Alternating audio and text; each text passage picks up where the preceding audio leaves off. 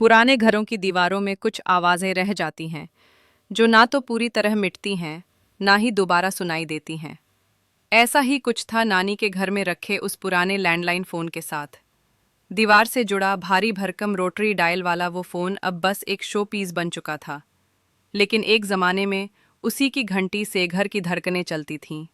सुबह की चाय से पहले, शाम की रोटियों के बीच, त्योहारों की बधाई हो या किसी अनजाने दुख की खबर, सब कुछ वहीं से आता जाता था।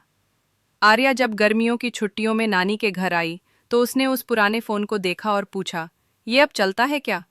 नानी मुस्कुरा दी, अब तो नहीं, लेकिन एक वक्त था जब इसी पर तेरे पापा की आवाज़ आती थी, दिल्ली से।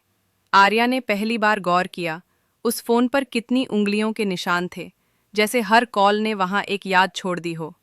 शाम को बिजली चली गई, मोबाइल की बैटरी भी खत्म होने को थी।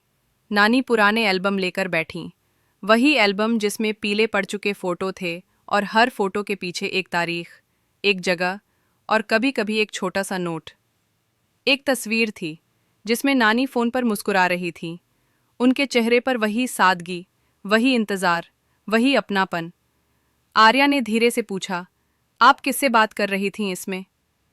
नानी की आंखें कुछ पल को थम सी गईं। तेरे नाना से। तब वो फौज में थे। फ़ोन हफ्तों में एक बार आता था। घंटी बजती थी तो दिल धड़कने लगता था।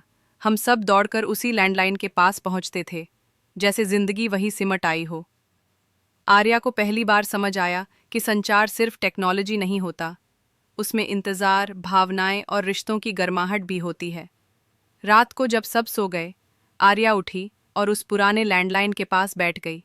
उसने धीरे से डायल घुमाया। वो घूं घूं की आवाज़ अब भी आती थी,